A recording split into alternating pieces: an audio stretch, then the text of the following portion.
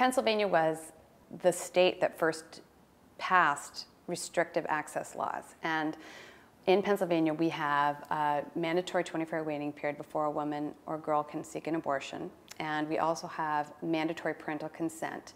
In addition, Pennsylvania Medicaid does not pay for abortion services. So those three things are a perfect storm to contribute to a lower level of access to quality immediate care. And what we've seen recently in Pennsylvania is the ability of an illegal, rogue, terrible provider to function for years and years and years because underserved women and desperate women found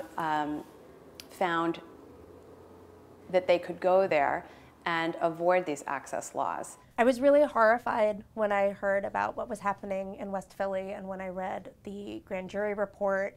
It was just, it's what everybody says it was. It was a horror show, and reading that grand jury report just turned my stomach and made me ill. And it really made me feel very sad for the state of abortion care in our country. Not because most abortion care is bad or dangerous like what was happening, but because there are these people who are preying on low-income women, immigrant women, women who simply don't know better. My reaction to Gosnell was horror. Because of the fact that Gosnell was an abortion provider, it then created an enormous cast over all abortion providers. And the thing that was so clear from reading everything in that grand jury report is that he was just an aberration as a physician, and that he didn't hurt women because he practiced abortion. He hurt women because he practiced outside of the law and didn't adhere to standards of care. My reaction to the Gosnell case here in Philadelphia it was sadness and it was anger.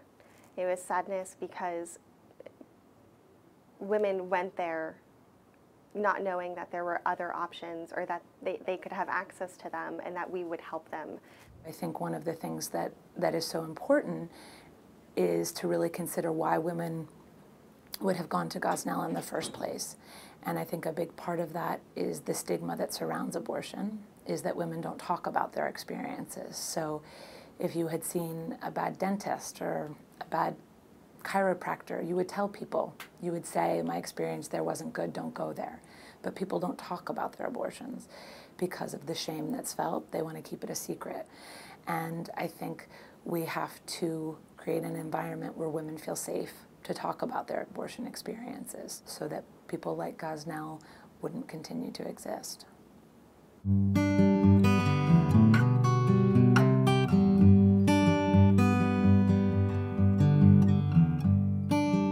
When a patient comes to our clinic, she first is greeted by our front office staff who sign her in, and then she meets with our bookkeeper and ultrasound tech. She gets her lab work done, and then she meets with a counselor who describes the procedure and goes through any possible feelings that she might have and how to also work through her post-abortion experiences and give her resources and strategies for healthy healing and coping. And then she's brought into one of our procedure rooms, and the abortion procedure can take anywhere from 5 to 20 minutes depending on her stage in pregnancy and other variables.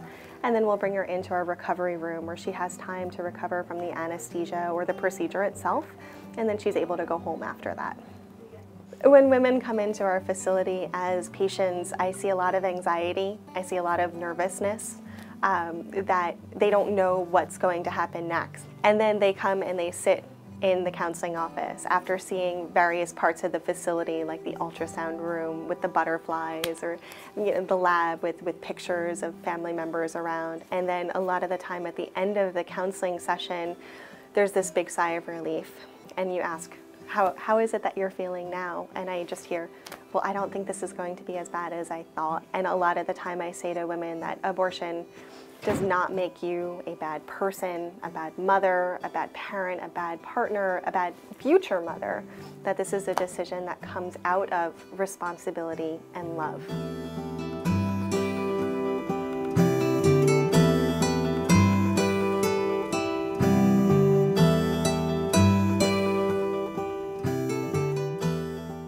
Every day I wake up and I know that I'm going to be helping somebody through a really tough time in her life.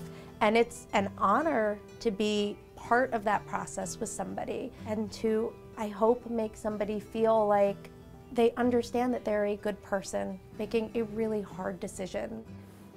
To be with a woman while she is making the decision to have an abortion is just such a privilege to be with a woman during that time, because she very often is just looking at all aspects of her life and what her relationship is, what her support is like, what her finances are, what her faith is. There's so many different things that go into that decision. We provide quality, dignified, compassionate health care to women who many times have never been treated that way in any part of their life. I would love to see, as a result of this, a movement where people started to learn how to find a good provider. You can look at the Abortion Care Network's website, and it's a list of 30 things to ask when you call and then when you walk in to look for. I think women and girls should have confidence and know that you deserve to be treated like a human being.